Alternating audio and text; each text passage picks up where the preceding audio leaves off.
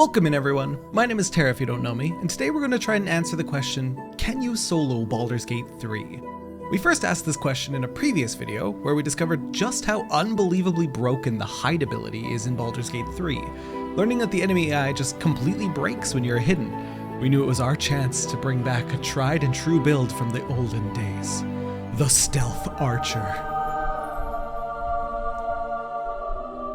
We'll be continuing the run we started in the previous video, link to that will be in the description, and I'll be running you through each encounter and my thought processes as we try to solo as much of the game as we can before early access ends.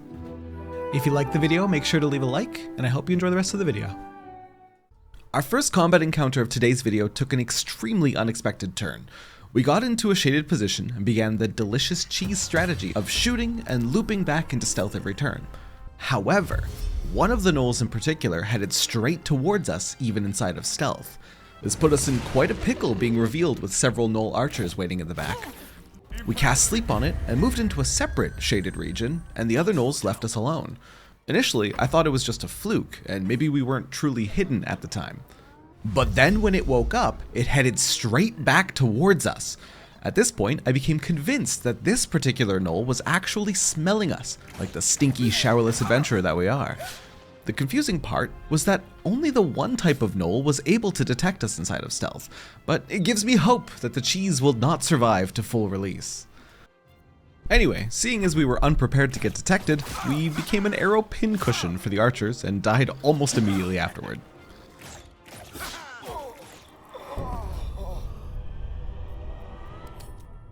After reloading, our first priority was the Gnoll Fleshnar, as they were seemingly the only enemy capable of smelling our gamer sweat. And with the Fleshnar out of the picture, the rest of the enemies went right back into Skyrim NPC mode and could no longer detect us. The rest of the encounter was problem-free. We then came across another group of gnolls inside of a nearby cave. We know from the previous fight that the Fleshnar is likely capable of smelling us, so we took aim for it first, and interestingly, we weren't put into combat. However, while the gnolls were pathing about, one spotted us, and we were immediately put into combat. We landed second last on the initiative, which gave the gnolls plenty of time to close the distance to us before we could really start hiding. To make matters worse, the leader of the gnolls inflicted us with the Soul Numbed effect, which removes our ability to use reactions or bonus actions for 2 turns. Our only option was to disengage and attempt to make as much space between us and the advancing enemies. I think the Wood Elf movement speed kept us alive for longer than normal, as the enemies had to continually use their dash action just to stay in range of us. After continuously disengaging and backing up, I knew I had to try something else, so I used the only scroll of invisibility that we had, and combat was instantly halted. All the gnolls began returning to their cave, and I decided to take one more desperate shot at the Fleshnar. We hit a different gnoll who was closer to us, and combat started up again.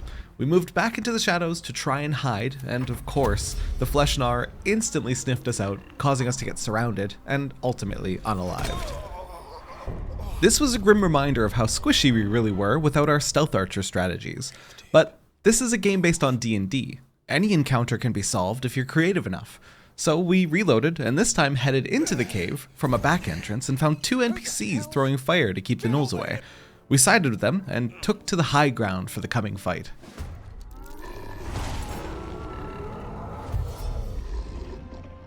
Interestingly, the Fleshnar didn't even attempt to join the fight and didn't sniff us out.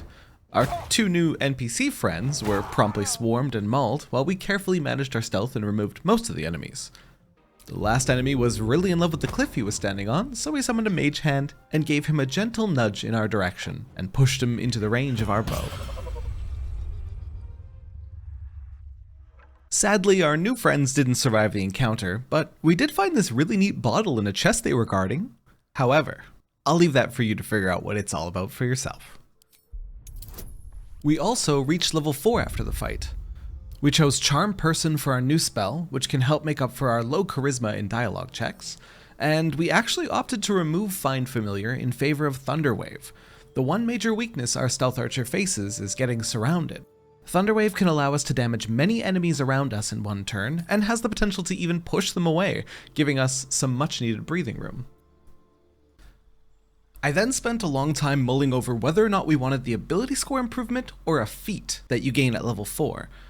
The current list of feats in early access doesn't have anything mind-blowing for our build, so we opted to raise our dexterity to 18 and our intelligence to 16. This gives us better modifiers for skills that use either stat. We then stumbled upon a group of burning buildings and found some shiny new drow leather armor on one of the bodies. We also saved an NPC from the fires and were rewarded with a fancy new magical bow that builds up lightning charges over time and then releases them to deal an extra 1d8 damage. Freshly upgraded, we headed back towards the goblin encampment, where we came across 3 ogres in a building. They didn't pose any problems for our stealth tactics and died quickly. One ogre had an amazing circlet that raises your intelligence to 17. I gladly equipped it, even though it didn't actually change our ability modifier, since we had just recently raised our int to 16. But it looked kinda cool. We finally began moving into the goblin camp and hit a forward outpost. I noticed this rope that appeared to be holding back a boulder, so I did a cheeky little quick save and gave it a poke.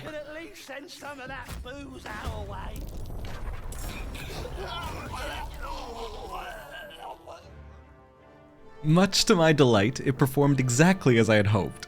I really appreciate how the game rewards you for careful observation and lets you use the traps they've left hidden for yourself. The rest of the fight was fairly easy to cheese with stealth, but one enemy was out of my line of sight. I decided to cast Mage Hand and removed its invisibility to bait the final enemy up to where we could aim at it. The enemies won't move at all if there are no visible targets in sight, so it's an effective strategy to get them where you need them.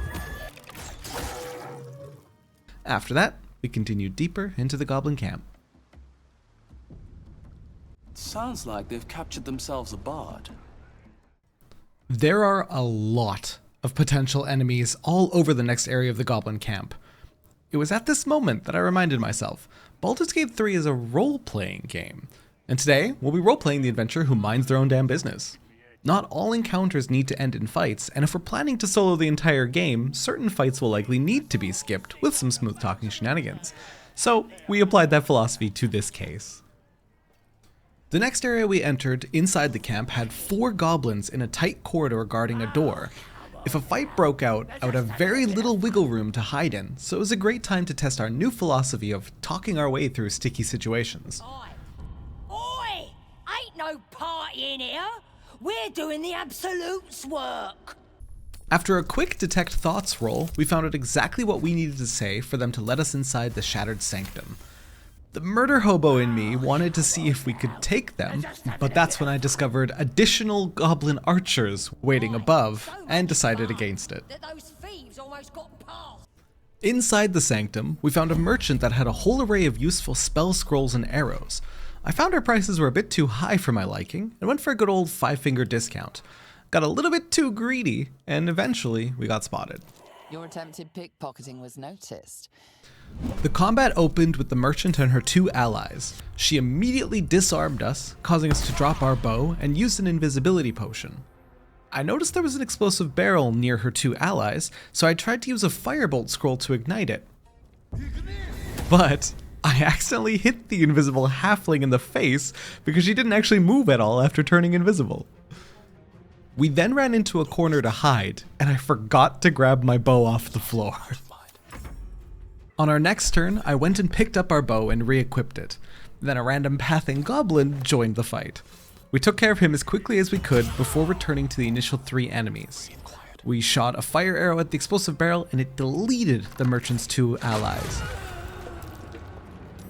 We returned our attention back to the initial halfling, and I actually learned from watching her that if you're desperate for healing, you can throw a potion at your feet and drink a potion in the same turn. So write that one down for later. After finishing her off, we looted what remained of her useful items and continued exploring inside the sanctum.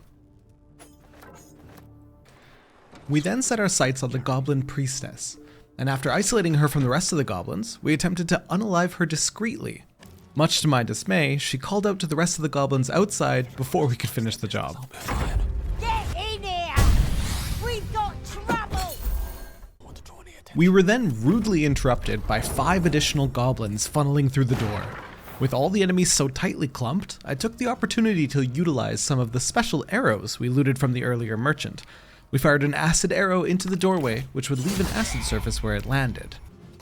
We took one attack of opportunity while desperately trying to get out of enemy line of sight.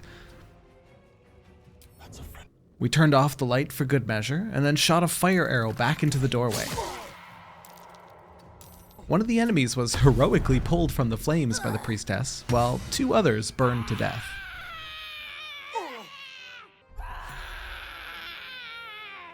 From our new position, we were no longer at risk of being detected, and the rest of the fight was pretty uneventful, as I picked off the remaining gobos.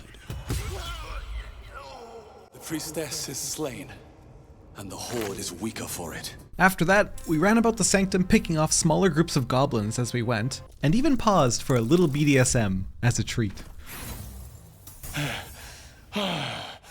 Is that a moan I hear? Delightful. The final fight I want to showcase in this video was a doozy. We fumbled our conversation with Dror Ragzlin and began the fight completely surrounded. Dror also instantly hit us for 24 damage. I was scared, but not deterred. We had previously equipped an item that prevented attacks of opportunity if we were below half health, which Dror just secured for us. We used our main action to dash and climbed up a nearby ladder onto a banister overhead.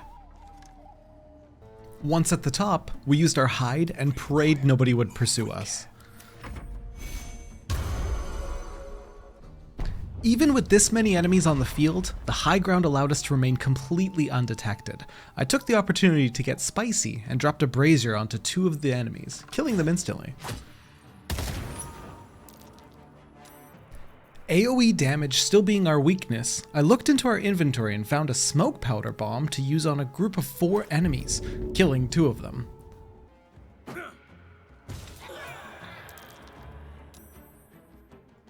The rest of the enemies were so scattered around the room, we didn't have many more creative options left. That didn't stop me from trying, however. We used an arrow of roaring thunder to knock an enemy off a nearby ledge. In doing so, 2 spiders inside the pit joined the combat. This worked out incredibly in our favor. The remaining goblins ran into the pit to fight the spiders, and got themselves killed. I began chipping away at the boss while the remaining goblins continued to trade their lives for the spiders. But then something absolutely terrifying happened. Out of nowhere, Dror suddenly became aware of our position and climbed up the ladder to stare ominously in our direction. After shitting my pants, I remembered that we traded out a spell for Thunder Wave, and this felt like the perfect time to use it. We cast the spell, and he failed his saving throw, falling all the way to the bottom of the ladder and dying. The rest of the encounter was like shooting fish in a barrel, and shooting flaming braziers in a sanctum? We dropped fire on the last guy. Anyways, we finished the fight and enjoyed the spoils of our labor. That's it for today's video, and I just want to say there were a few comments on my previous video saying that Larian plans to make hide a full action upon release, which would solve the stealth abuse for classes that aren't even proficient in it. But if they give hide as a bonus action to rogues as part of their level 2 cunning action, then nothing would prevent the Stealth Archer archetype from living on in Baldur's Gate 3. If that is the case, the only way to dash our cheesy hopes is to just improve the enemy AI around hidden players that have been seen previously, and attempt to pursue them in hiding. This will be the last video of this run in particular, so I hope you enjoyed it. I know there is a lot more in Act 1, but these videos are rather time consuming to edit, so this is likely as far as this run will go before the game's full release. Let me know in the comments if you'd like to see more solo runs on other classes in the future, or other kinds of challenge runs in general on the channel. Thank you so much for watching, and I'll see you in the next one.